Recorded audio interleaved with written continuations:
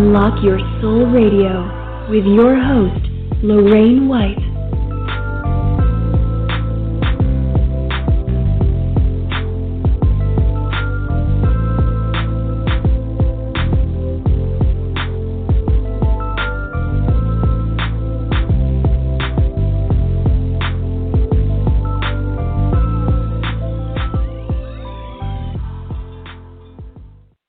Hello and welcome to Unlock Your Soul radio show. I am your host, Lorraine White. I am a life strategist and an intuitive, connecting you to your soul to find clarity and direction in your life. Today we are exploring the topic of addiction, and many of you may have experienced addiction in some shape or form, or you may know someone who has experienced addiction, and this can be anything from being addicted to food, to Class A drugs, or to a certain way of being.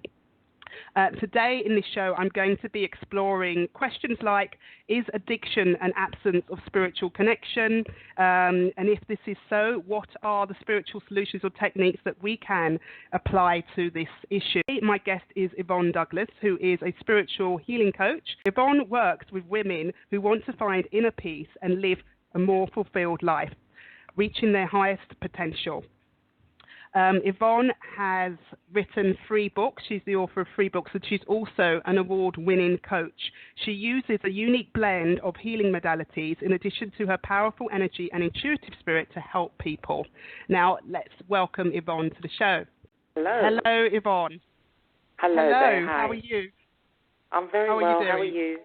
I'm good. Yes, I'm very well, thank you. How has your week been? It's been hectic, but good.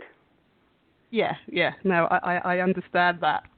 And so, Yvonne, I want to start off with, obviously we're exploring the topic of addiction, and I wanted to understand from your perspective, how would you describe addiction? Addiction is when you add something to the equation of your emotions or your feelings. So you're not flowing properly.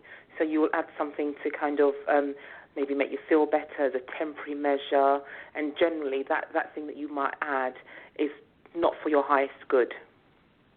Right, I see. And so is it a case of avoiding our issues?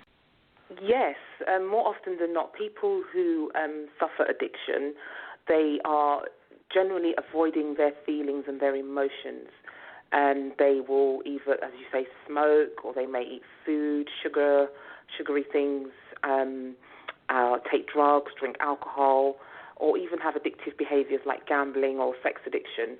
And it really is about avoiding your emotions and your feelings more often than not, because as humans, we are also emotional beings, and our emotions can be quite powerful. And in this society, I find that we've been numbed down so much by our emotions or from our emotions, with lots of subliminal messages, and with, all the adverts around food and drink, and, it's kind of normal to get drunk and have a good time. And again, with the smoking, it's legalized. There's so many things thrown at us, and we're also not encouraged, especially as lots of children. Lots of my clients that I speak to, they speak of when they were children, they weren't allowed to express their emotions.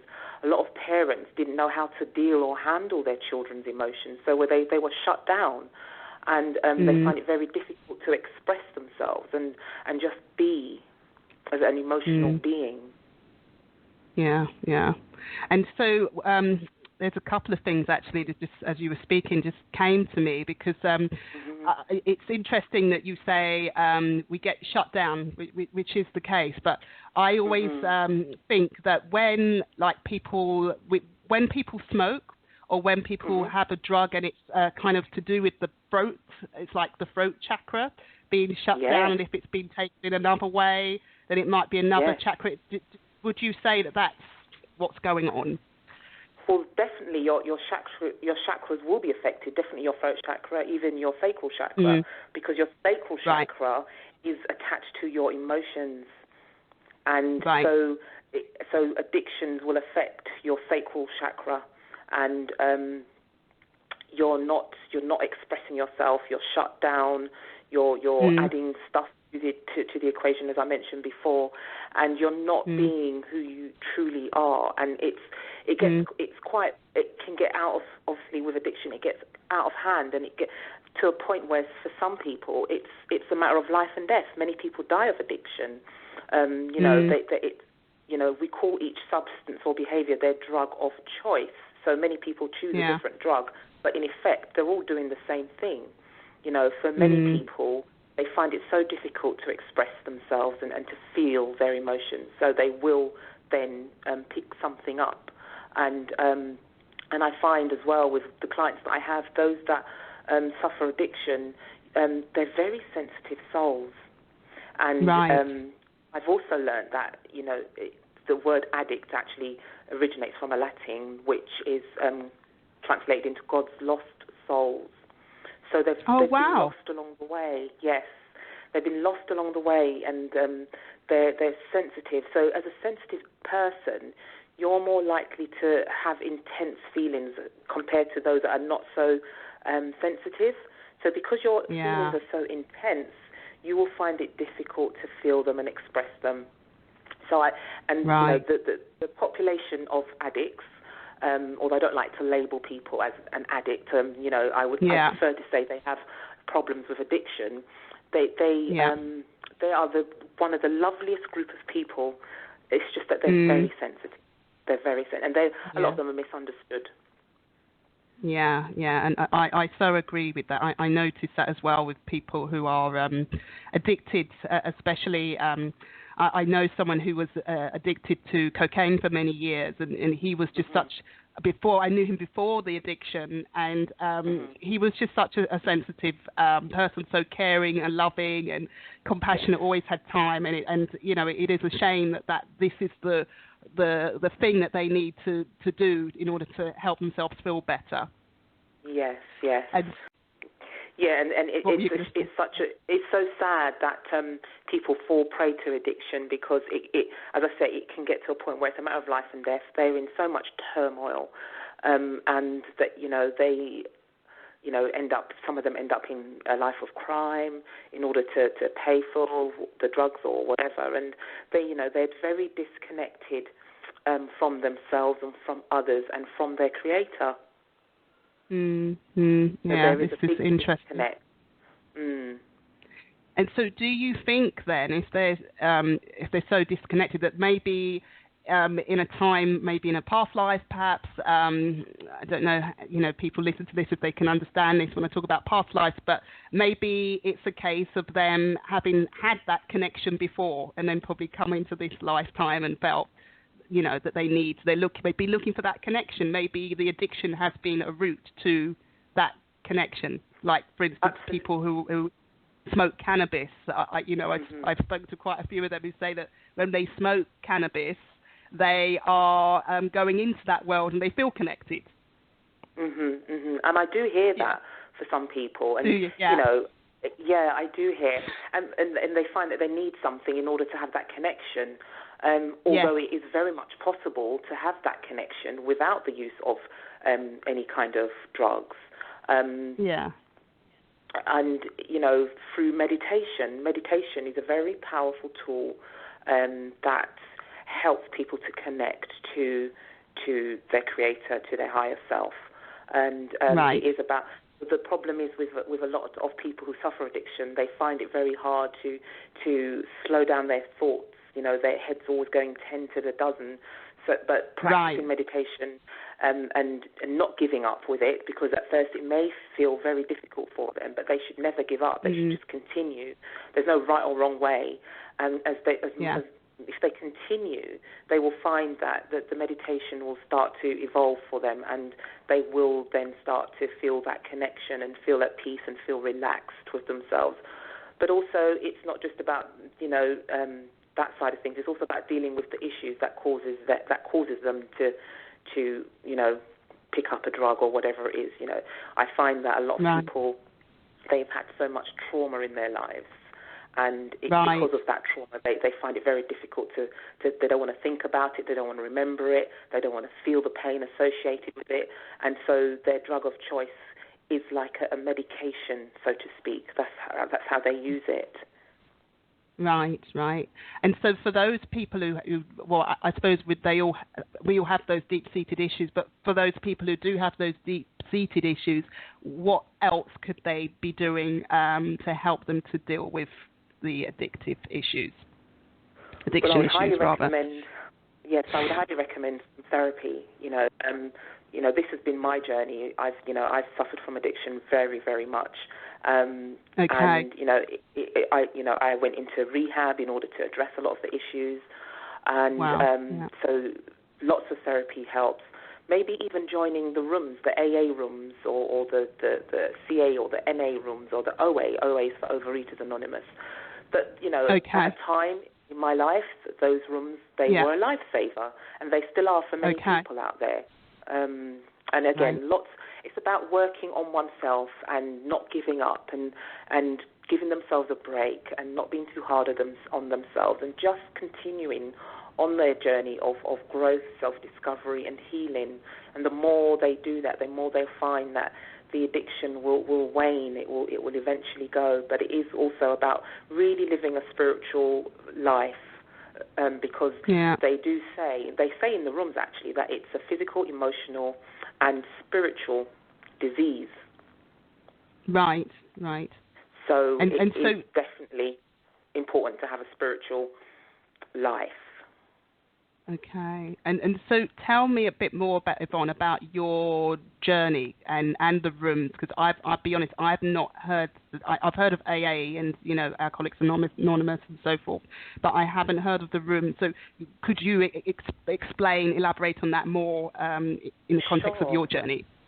Yes. So I initially went to a rehab for my food addiction, and when I got there, I was amongst all the other people who were suffering addiction, and a lot of them were addicted to drugs and alcohol and things like that.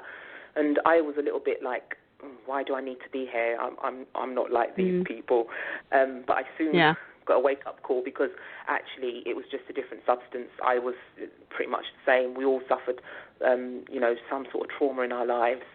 So, so we were dealing. So we had lots of intense therapy. And whilst I was there, I started to, they put me, so for the food addiction, they took me off they took me off sugar products and white flour products completely. Okay. And after a few days, I started to remember, it was like, it was, I couldn't believe that the power that the sugar and the white flour products had. Because once they started coming out of my system, I started to really feel and remember things, and started having flashbacks of things that happened to me in my childhood. And then it was there that I was able to have therapy. Oh, yes, it's very powerful. People don't realize. And I think this is another reason why so many people struggle with trying to lose weight, because they don't realize they have an emotional attachment to food. It's not that they're greedy, or they may just love food, but maybe they just have a really high emotional attachment to food. It's a comfort for them, and they turn to it in times of emotional distress. So this is that. So I dealt with a lot of issues in therapy, and continued to do so when I got out. But also was introduced to the rooms, and I went to Overeaters Anonymous. That was my main fellowship, and they follow the same format pretty much as AA and stuff. But we focused on our issues around food, and the more I learned, the more I got abstinent with the sugar and the white flour. Amazing results, weight loss, clarity, lots and lots of clarity, and healing, lots of healing. And interestingly enough, some time ago, I saw a spiritual person, a woman who does color aura therapy, and she said from the colors that I chose, she said to me, "You have a very you have spiritual gifts, but you've not been connected to them because of food." Okay. And I thought that was really, really interesting, because I didn't take much notice at the time, but it was interesting, because when you're eating healthily and not addicted to those substances, my connection to my creator grew, and I felt more connected. So food blocks you. So again, you know, the type of food. So again, with the drugs, maybe alcohol, it blocks your connection to source. Right. And you know, there's a saying that, you know, we have our souls need nourishing. We need nourishment. Our souls need nourishment just as much as our physical body needs nourishment. And if you're not nourishing your soul, you're trying to fill a hole that you have with food, and you will never, or with the other drugs, but you will never feel satisfied, because what you really need is your soul to be nourished. Right. And those substances are never going to do that. Yeah. And so, from what you're saying, it sounds like this whole process of overcoming addiction needs to be a conscious process, which is, again, sounds funny, because obviously when you are addicted to something, you are not conscious. But I suppose at some point you have to make, in that process, perhaps whilst going through cold turkey, or you know, you have to make it a conscious process, if that makes sense. You do have to make it a conscious process, and it's also really important to have support, because it's not an easy task. So you need that support. You need, you know, people around you that can understand and help you, and maybe you can get that in the room, and also maybe, you know, see a therapist and get that help, because it's not an easy task. It really isn't. And when you are like, yes, definitely. And so you mentioned when you came off the sugar and the wheat, the flour, you started to wake up. But in that process, I don't know how long it took, a couple of days or when, you know, however long it was, was it a bit like a cold turkey? What was that experience like? It was like cold turkey, because after about 3 days, I really started to feel the difference. So I was very emotional. I started to feel more in touch with my feelings, and I felt like an emotional wreck. And again, as I said, I started to remember certain things and started to have flashbacks. And luckily, I was in rehab where I was safe, and there were lots of therapists to help me through that. You know. Right. So yes. Right.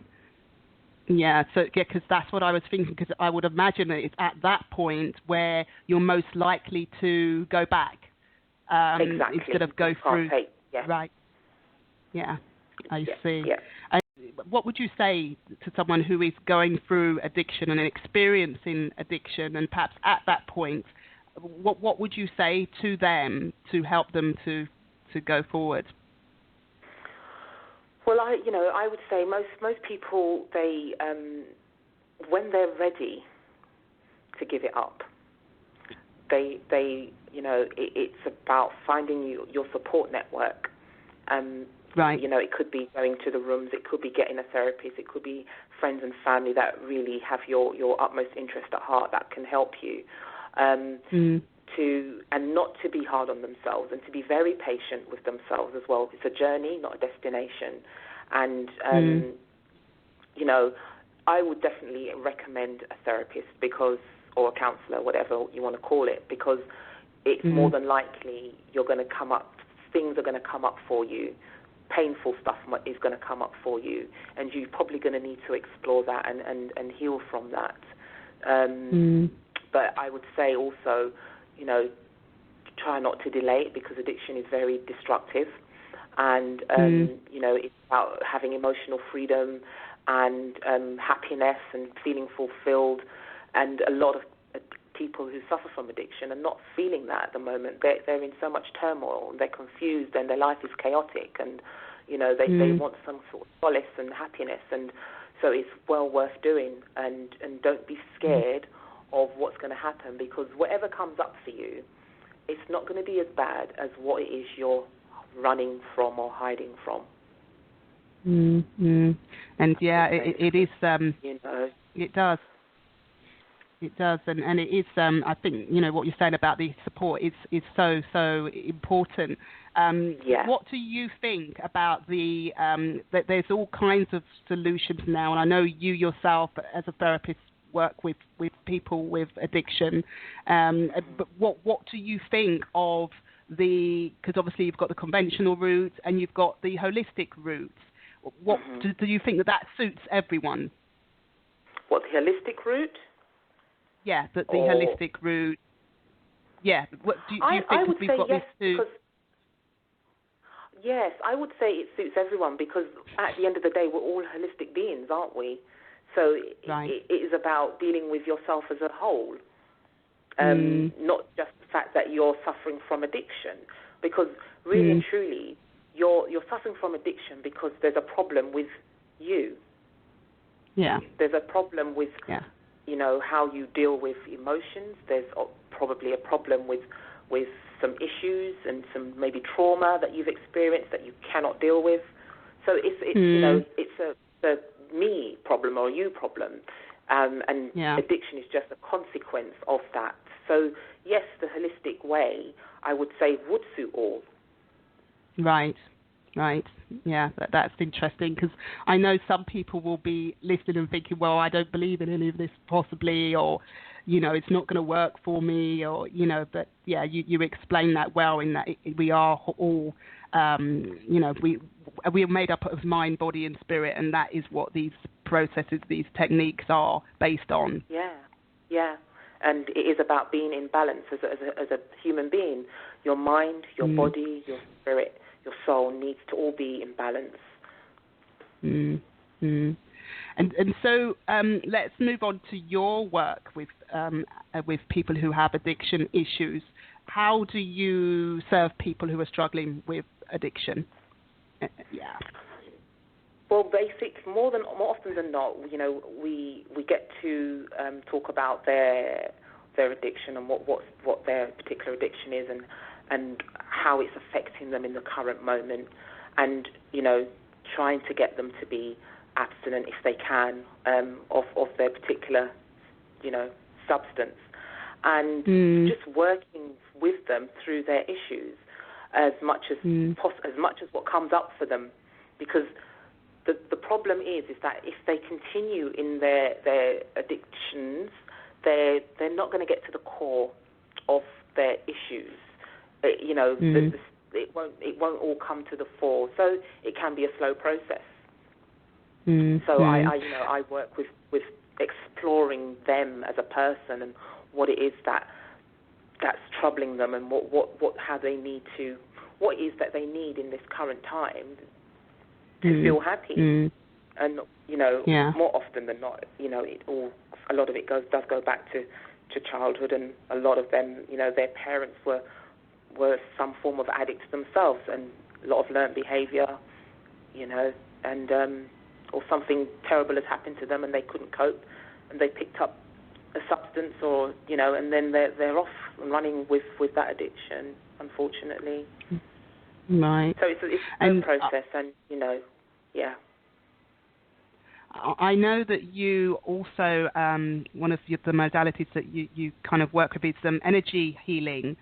Is that something that you would use for someone with addiction issues? Because, is that something that would help somebody of that? Yes, because the energy healing, the energy healing can help with shifting blockages in the body, so it works on their chakras and stuff. So yes, I would use the energy healing, and lots of talking therapy, and even talking about their spirituality, if that's what they want, and helping them to get connected, to recognize that they are perhaps a sensitive soul, and encouraging them to meditate, and talking about their spiritual journey as well. Interesting. And so I'm going to ask another question. I don't know if you like something that I'm thinking about. What do you think the spiritual causes of addiction are then? If there are any, kind of like going a bit deeper. That's an interesting question. So what I'm thinking, Yeah, because I'll give you an example. Like we have, like I look at families. There's like some families have addiction within. Yes. Like you've got the mum who's addicted, the dad, the son, the daughter. You know, and they say it's in the genes. That exactly. Yeah. But they say it could be a gene thing, but could it also be a spiritual thing in terms of, you know, kind of like, yeah.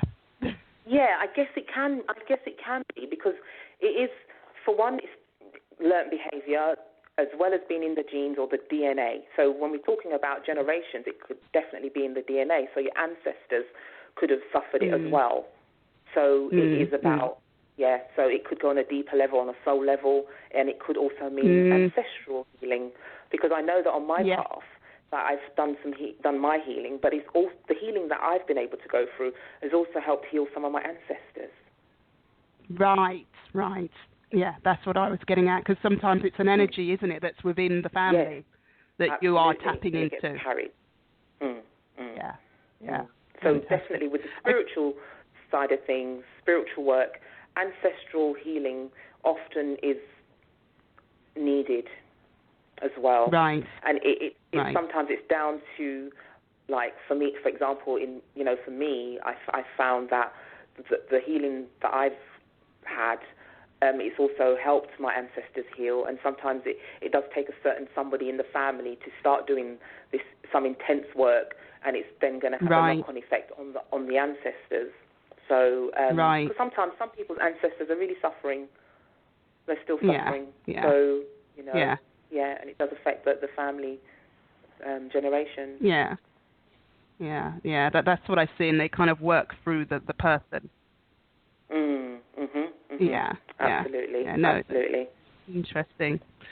Okay, well, we have come to an end, Yvonne. It has always, it's gone very quickly, as always. It has. I can't believe it already. Just as we're really getting into it. But I want to thank you so much for coming on again, Yvonne. It's been a real pleasure. It's been very interesting to talk about this issue and to really touch upon the spiritual side, the spiritual aspects of addiction. I think is important, and I think it is the way forward now definitely. in terms of overcoming these issues. So I want to say thank you, listeners, for listening, and please tune in again. Next week we will be back at the normal time, which is 8 p.m. GMT next Thursday, and next week I will be speaking with a lady called Heather Ann Havenwood, who will be talking about how to use your femininity to move forward in life, to kind of really embrace who you are as a woman, let's say. Okay, so thank you so much, and thank you again, Yvonne. Okay. Thank you very much for having me. Thank you. Speak to you soon. No problem. Bye-bye.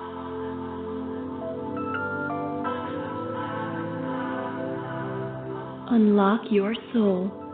Free your life. Live your dream.